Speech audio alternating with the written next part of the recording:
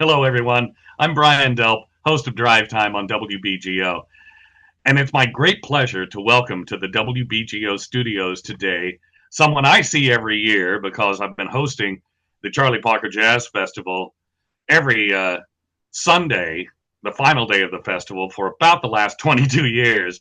And I know that Yunie Mojica has not been there that long, but she has been there for quite some time. Please join me in welcoming to the WBGO studios Programming and Partnerships Manager of Summer Stage and especially the Charlie Parker Jazz Festival, Yunie Mojica.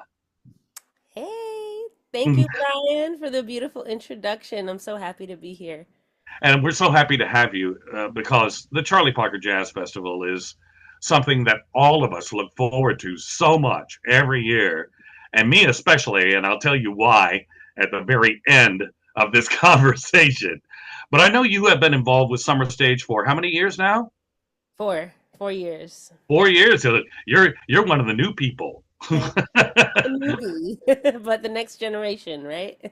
But I will say this: the fact is that you are really responsible for who steps onto that stage these years, right?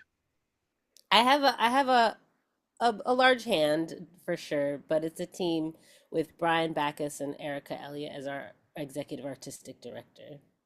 And how do you decide? How do the three of you decide who actually is going to be on that stage? What does that entail? So we take the way we holistically look at the festival in terms of booking. We there's a couple of points that we try to hit. Connection to Charlie Parker, of course.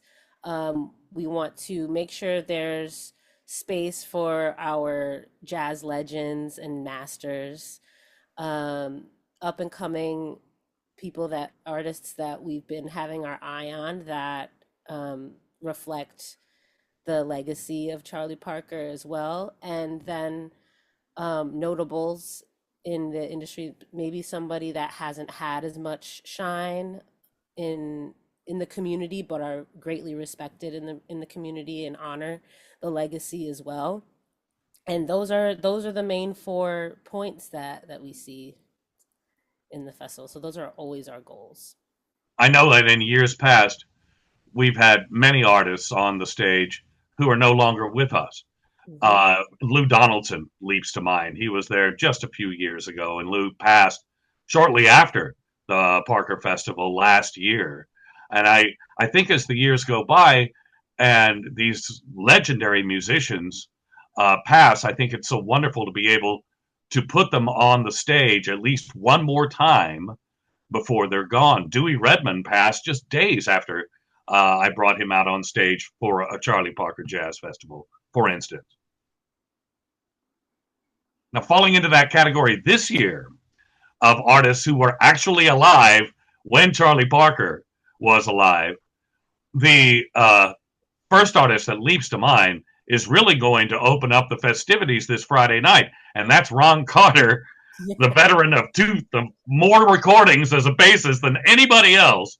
You know, he and his not just his big band, but his great big band are going to be on stage at Marcus Garvey Park in Harlem this Friday, correct? Yes, and you also bring up a great point how Friday is always a big band or a very large ensemble. So I saw it fit that Ron Carter hasn't played, especially his big band hasn't played the festival in many, many, many years.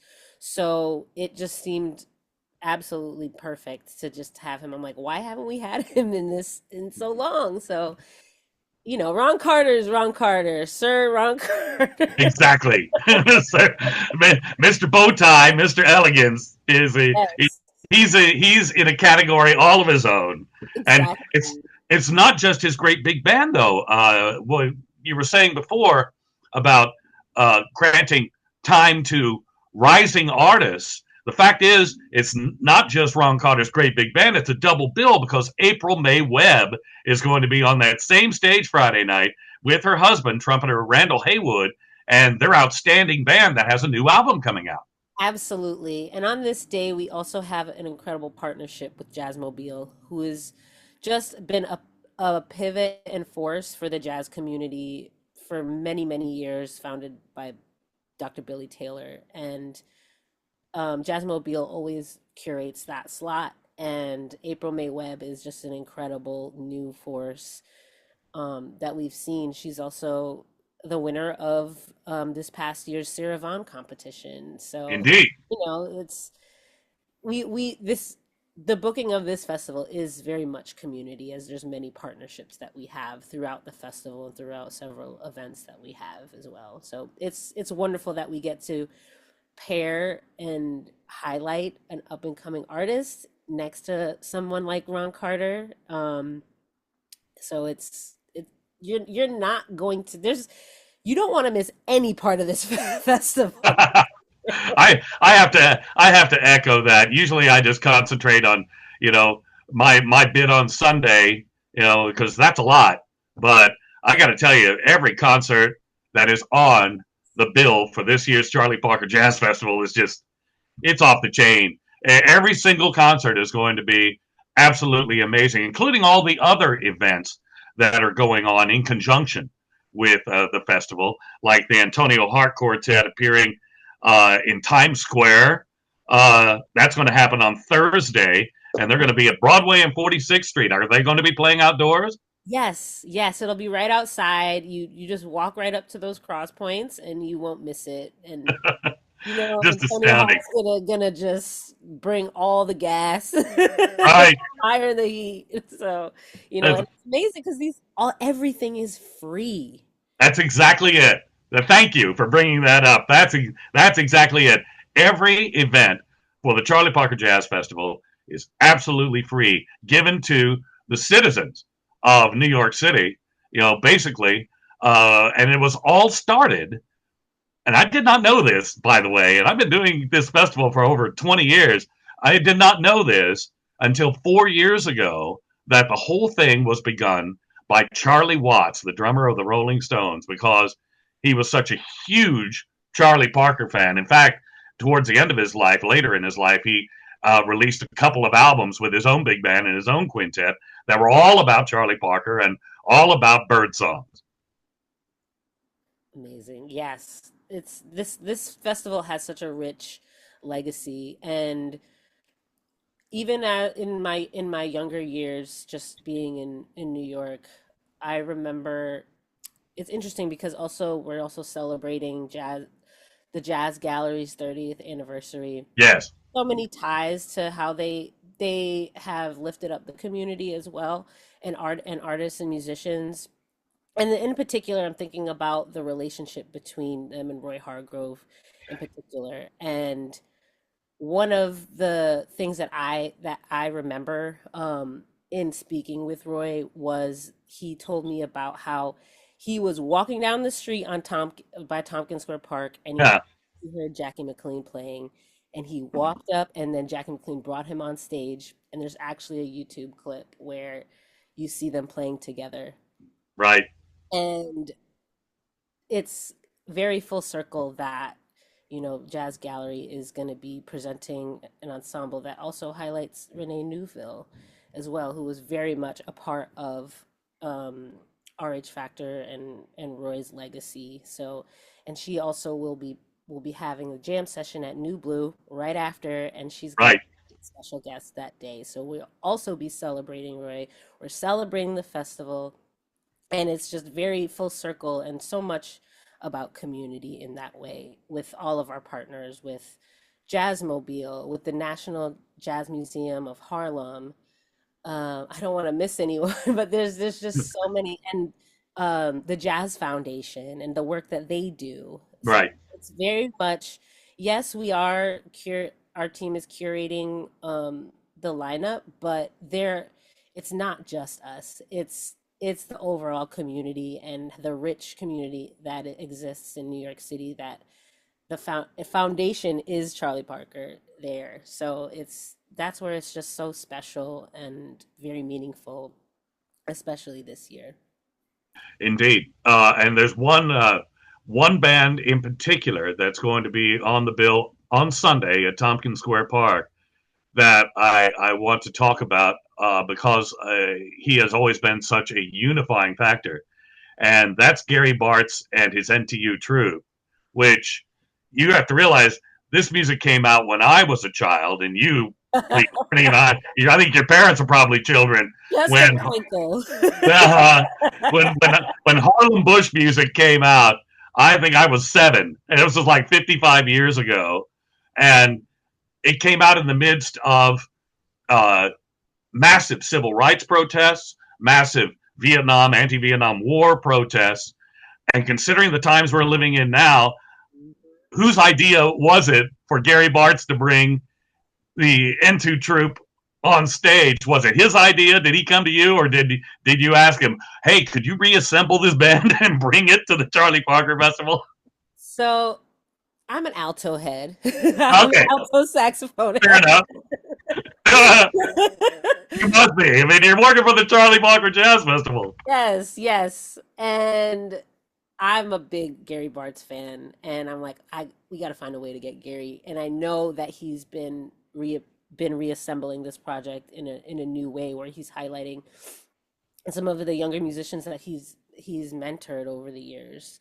So it's it's new, it's reimagined, and and at the cusp of us just losing Andy Bay as Yeah. well.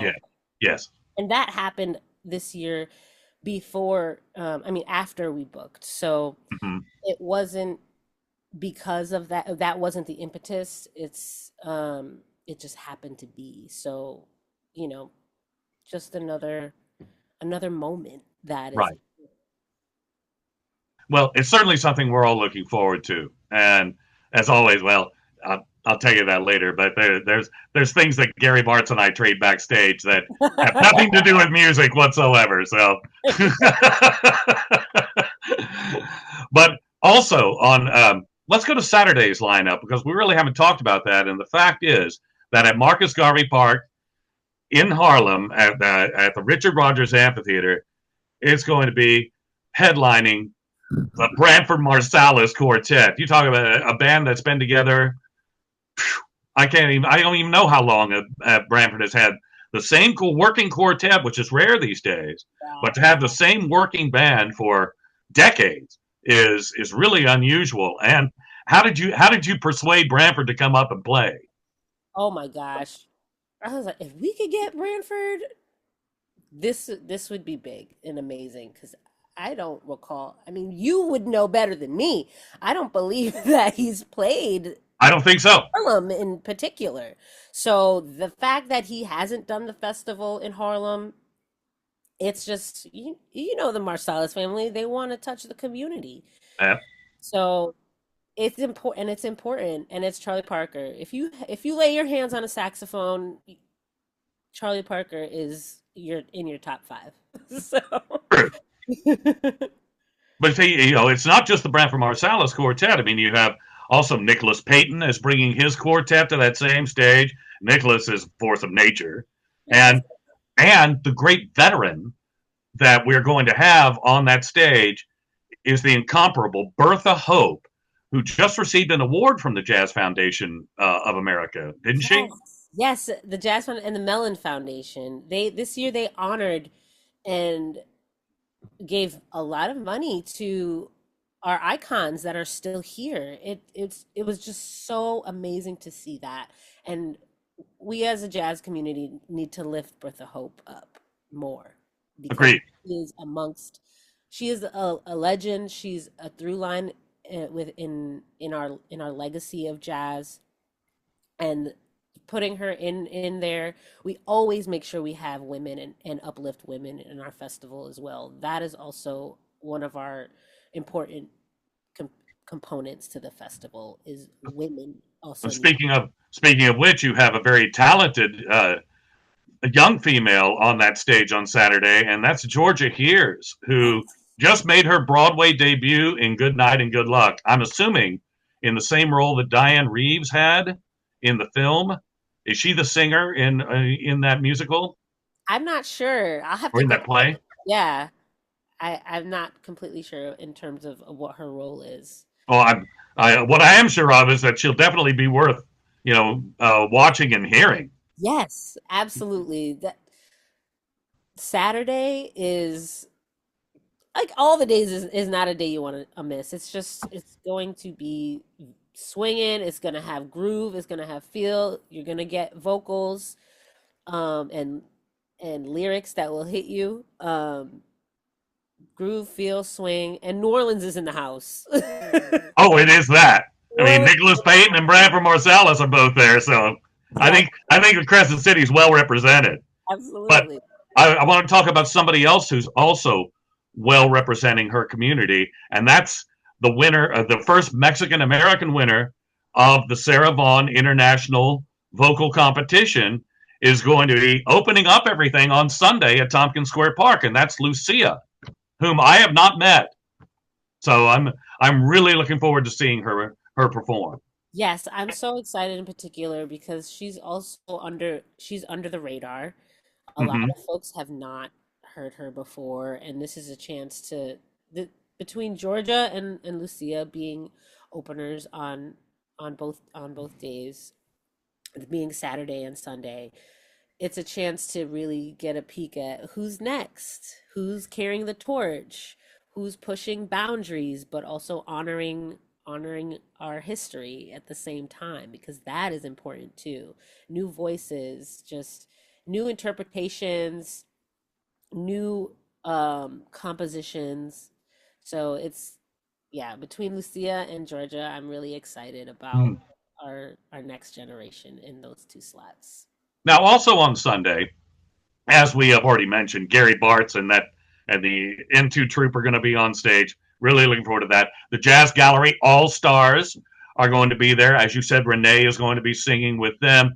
Plus, you have Miguel Zenon and Melissa Aldana and Charles Altira and Kendrick Scott. Just Scott, all these amazing musicians in the Jazz Gallery All Stars.